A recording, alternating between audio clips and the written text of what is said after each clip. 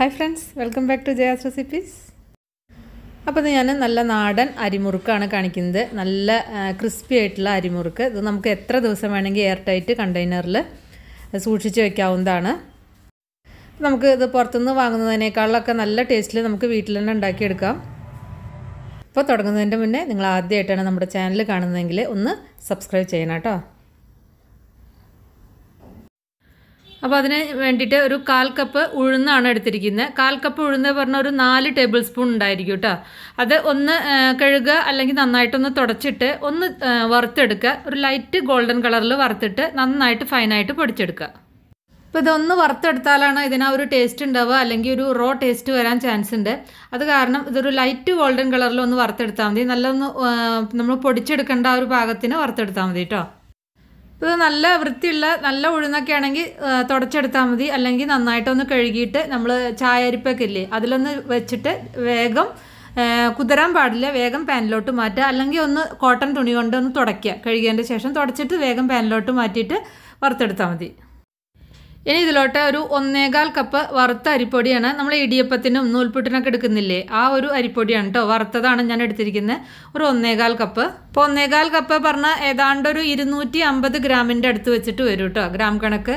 ഇതിലേക്ക് ഒരു table spoon oil ഒഴിക്കുക. റിഫൈൻഡ് ഓയിലാണ് ഒഴിച്ചിരിക്കുന്നത്. ആവശ്യത്തിന് ഉപ്പ്, പിന്നെ കുറച്ച് കറുത്ത എള്ള്, അപ്പോൾ അതുപോലെ തന്നെ ചെറിയ ജീരകം ഞാനൊരു 1/2 ടീസ്പൂൺ അത് ചേർത്തിട്ടുണ്ട്. അതൊക്കെ നമുക്ക് ഫ്ലേവറിനനുസരിച്ച് നമുക്ക് ഇഷ്ടം കൂട്ടോ കുറയ്ക്കുകയൊക്കെ ചെയ്യാം. ചെറിയ ജീരകം ഒഴിവാക്കണമെങ്കിൽ ഒഴിവാക്കാം. പിന്നെ ഒരു 1/4 ടീസ്പൂൺ കായം, സാമ്പാറിലൊക്കെ ഇടുന്ന കായത്തിൻ്റെ പൊടി ചേർത്തിട്ടുണ്ട്. അതും നിങ്ങൾക്ക് ഫ്ലേവറിനനുസരിച്ച് അഡ്ജസ്റ്റ് ചെയ്യാം. പിന്നെ കാശ്മീരി ചില്ലി പൗഡറാണ് കേട്ടോ ഞാൻ ചേർത്തിരിക്കുന്നത്, കളറിന് വേണ്ടിയിട്ട്. പിന്നെ കുറച്ച് നിങ്ങൾക്ക് നല്ല എരിവ് വേണമെങ്കിൽ, ചില ആൾക്കാർക്കൊക്കെ നല്ല എരിവാണ് ഇഷ്ടമുണ്ടാവുക, അപ്പോൾ കുറച്ച് നല്ല എരിവുള്ള മുളക് പൊടിയും കുറച്ച് ചേർത്തോളൂ. ഇതൊക്കെ അളവൊക്കെ നമ്മളുടെ ഇഷ്ടത്തിനനുസരിച്ച് ചേർക്കുന്നതായിരിക്കും നല്ലത്. ഇനി നന്നായിട്ട് മിക്സ് ചെയ്യുക, എല്ലാം കൂടി മിക്സ് ആക്കുക. ഇപ്പോൾ ഇതിൻ്റെ കൂടെ തന്നെ ആ വറുത്ത ഉഴുന്നുപൊടി കൂടി ചേർക്കേണ്ടതായിരുന്നു. ഞാനത് പിന്നീടാണ് കേട്ടോ ചേർത്തത്, അത് വിട്ടുപോയതാണ്. അപ്പോൾ നിങ്ങൾ ഇതിൻ്റെ കൂടെ വറുത്ത പിന്നെ ഉഴുന്നുപൊടി പൊടിച്ചത് കൂടി ചേർത്തിട്ട് നമ്മളിത് നന്നായിട്ട് മിക്സ് ചെയ്തെടുക്കുക. ഇനി നമുക്ക് കുറച്ച് ആയിട്ട് വെള്ളം ഒഴിക്കുക. എന്നിട്ട് ഒരു ടൈറ്റ് ആയിട്ടുള്ളൊരു ഡോ ഉണ്ടാക്കണം. അപ്പോൾ ശ്രദ്ധിക്കുക, വെള്ളം ഒട്ടും കൂടി പോകരുത്. കുറച്ചായിട്ട് തന്നെ ഒഴിച്ചിട്ട് പിന്നെ കുഴച്ചെടുക്കുക കേട്ടോ. അത് ഞാൻ നോർമൽ വെള്ളമാണ് ഒഴിച്ചിരിക്കുന്നത്, ചൂടുള്ള വെള്ളമൊന്നുമല്ല.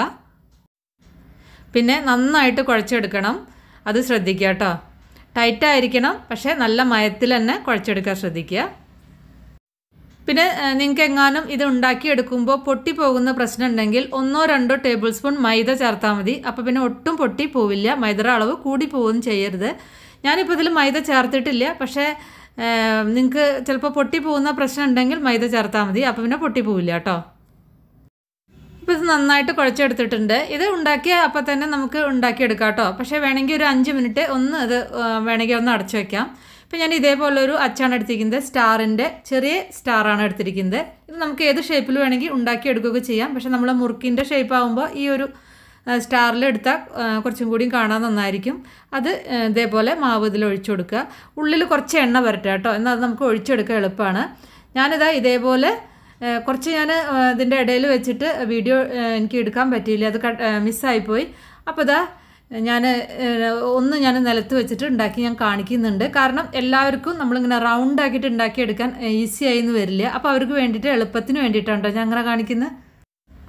അപ്പോൾ ഇതാ ഇതേപോലെ ഇങ്ങനെ റൗണ്ട് ചെയ്തിട്ട് എടുത്താൽ മതി. ഇങ്ങനെയാകുമ്പോൾ അത് ആർക്കും ഉണ്ടാക്കിയെടുക്കാം കേട്ടോ. കുട്ടികൾക്ക് പോലും ചെയ്യാൻ വളരെ ഈസിയാണ്. ഇനി ഇതിങ്ങനെ ഷേപ്പ് വേണമെന്നുള്ള ആൾക്കാർക്ക് ഇതുപോലെ ചെയ്യാം. ഇനിയിപ്പോൾ മുറുക്കിൻ്റെ ഷേപ്പെല്ലാം നമുക്ക് നീളത്തിൽ ചെയ്തെങ്കിൽ അങ്ങനെയും ചെയ്യാം.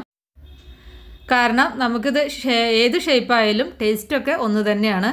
അപ്പോൾ ഈ ഒരു രീതിയിൽ കഷ്ണാക്കിയിട്ട് എടുത്താൽ മതി. ഇതാവുമ്പോൾ നമുക്ക് കുറച്ചും കൂടി ഈസിയാണ്, വേഗം എണ്ണയിൽ വറുത്തെടുക്കാൻ പറ്റും. ടൈമൊന്നും എടുക്കില്ല, ഷേപ്പൊന്നും ആക്കേണ്ട കാര്യമില്ല. പിന്നെ നമുക്കിത് എണ്ണയിലേക്ക് തന്നെ അച്ചിൽ പിഴിഞ്ഞിട്ട് എണ്ണയിലേക്ക് തന്നെ ഇട്ടിട്ട് അങ്ങനെ ഉണ്ടാക്കിയെടുക്കാം കേട്ടോ. ഇപ്പോൾ ഇതേപോലെ നമ്മൾ പ്ലേറ്റിലേക്കോ അതേപോലെ അല്ലെങ്കിൽ കൗണ്ടർ ടോപ്പിൻ്റെ മീതെ ഇതുപോലെ ചെയ്ത് കഴിഞ്ഞാൽ മതി.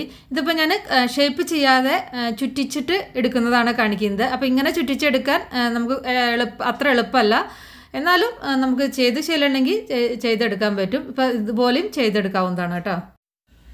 ഇപ്പോൾ കണ്ടല്ലോ, ചുറ്റിച്ചെടുത്തിട്ട് ഉണ്ടാക്കുന്നതും ഞാൻ കാണിച്ചു. ഇപ്പോൾ 3 തരത്തിൽ കാണിച്ചിട്ടുണ്ട്. അപ്പോൾ നമുക്ക് ഏതാണ് എളുപ്പച്ച ആ ഒരു രീതിയിൽ ഉണ്ടാക്കിയെടുക്കുക. ഓക്കെ, ഇപ്പോൾ ഞാനിതെല്ലാം ഇതേപോലെ ഷേപ്പാക്കി എടുത്തിട്ടുണ്ട്.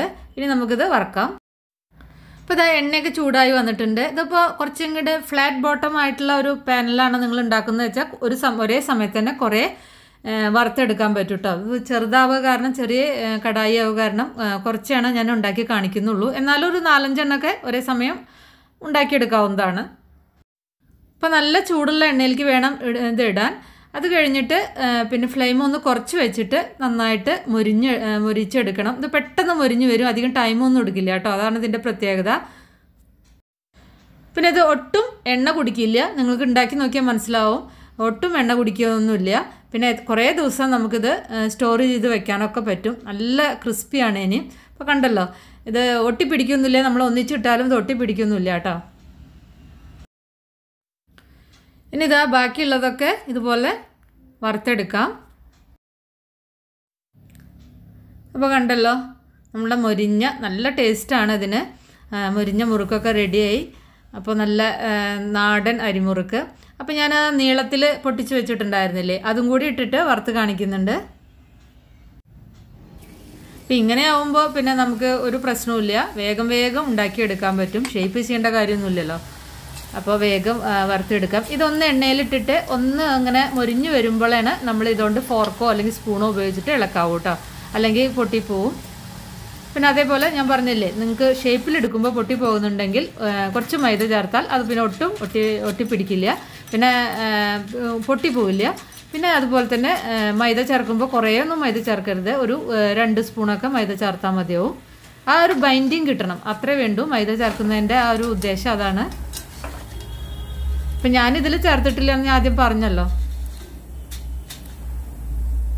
അപ്പോൾ അതാ നല്ല നാടൻ അരിമുറുക്ക് റെഡിയായി. നല്ല കട്ടൻ കാപ്പിയോ അതുപോലെ തന്നെ നല്ല നമ്മുടെ മൈസൂരിപ്പഴമൊക്കെ ഇല്ലേ, അതിൻ്റെ കൂടെയൊക്കെ കഴിക്കാൻ നല്ല സൂപ്പർ ടേസ്റ്റാണ്. അപ്പോൾ നിങ്ങൾ ഉണ്ടാക്കി നോക്കിയിട്ട് നിങ്ങളുടെ ഫീഡ്ബാക്കൊക്കെ ഒന്ന് അറിയിക്കുക കേട്ടോ. ഇഷ്ടപ്പെട്ടാലൊന്ന് ലൈക്ക് ചെയ്യാം, അല്ലെങ്കിൽ നിങ്ങൾക്ക് ഡിസ്ലൈക്ക് ചെയ്യാം. അതുപോലെ തന്നെ നമ്മുടെ ചാനൽ ഇതുവരെയായിട്ടും സബ്സ്ക്രൈബ് ചെയ്തിട്ടില്ലെങ്കിൽ പ്ലീസ് ഒന്ന് സബ്സ്ക്രൈബ് ചെയ്യുക. അപ്പോൾ ഇനി നമുക്ക് വേറെ ഈ റെസിപ്പി വീണ്ടും കാണാം. Thank you.